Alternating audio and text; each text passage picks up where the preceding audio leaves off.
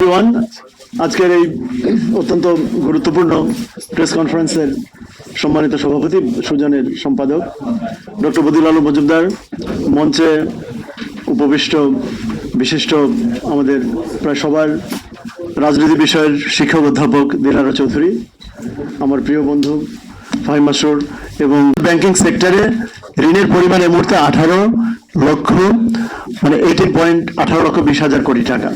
তার মধ্যে এই এক সপ্তাহে ডেইলি স্টারের মতো প্রেস্টিজিয়াস পত্রিকায় বা ফাইন্যান্সিয়াল এক্সপ্রেসে এসছে যে distress loan based on government statistics, Bangladesh ব্যাংকের পরিসংখ্যান অনুযায়ী ডিস্ট্রেস লোনের পরিমাণ প্রায় 11 লক্ষ কোটি টাকা, 60%-এরও বেশি। তাহলে অবস্থা বাংলাদেশের যিনি কর্ণধার, বাংলাদেশের অর্থনীতির যারা কর্ণধার, তাদের তো দিবারাত্রি কাজ করার কথা। আমাদের ব্যাংকিং সেক্টর রিফর্ম, সেখানে আরো বড় বড় লোনগুলো এখনো যদি মনিটরিং এর আওতায় আসে, ব্যাংকগুলোর গভর্নেন্স, বিশ্ববিদ্যালয়ের গভর্নেন্স। এখানে আরেকটি জিনিস সুজন বলেছে যে যেসব বিশ্ববিদ্যালয়, আমাদের এখন 181টা বিশ্ববিদ্যালয় আছে, তার মধ্যে কমপক্ষে 4টি ঢাকা, চট্টগ্রাম, জাহাঙ্গীরনগর এবং রাজশাহী, এগুলো 1973 সালের আদেশ, রাষ্ট্রপতির আদেশ অনুযায়ী পরিচালিত হওয়ার কথা। সেখানে উপাচার্য, প্রোপাচার্য, কোষাধ্যক্ষ, অ্যাটলিস্ট এই পদগুলো আইন অনুযায়ী নিযুক্ত হওয়ার কথা। এটা আমরা ইভেন গত সরকার সময় দেখেছি, 2-1 অন্তত সিনেটের নির্বাচন হয়েছে। এখন দেখা যাচ্ছে অবলীলায়, এই ব্যাপারে কোনো ভ্রুক্ষেপই নেই। অন্যগুলোর কথা তো বাদই দিলাম।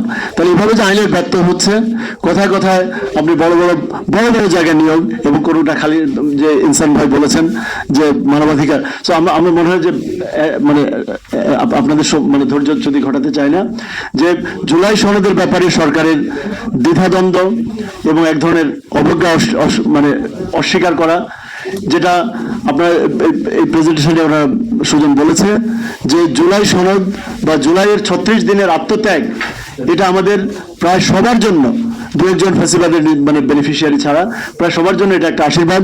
আমরা সরকারি দলে থাকি অথবা বিরোধী দলে থাকি, আমরা সবাই যে অন্তত কথা বলতে পারছি, ওই যে জার্মান কুকুরটার মতো, এটার এই সুযোগটা আমাদের এনে দিয়েছে আমাদের প্রায় 1400 শহীদ।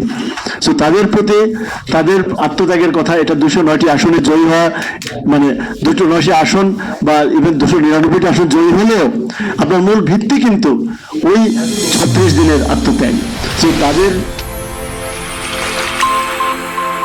চ্যানেল A1 হৃদয়ের স্পন্দন।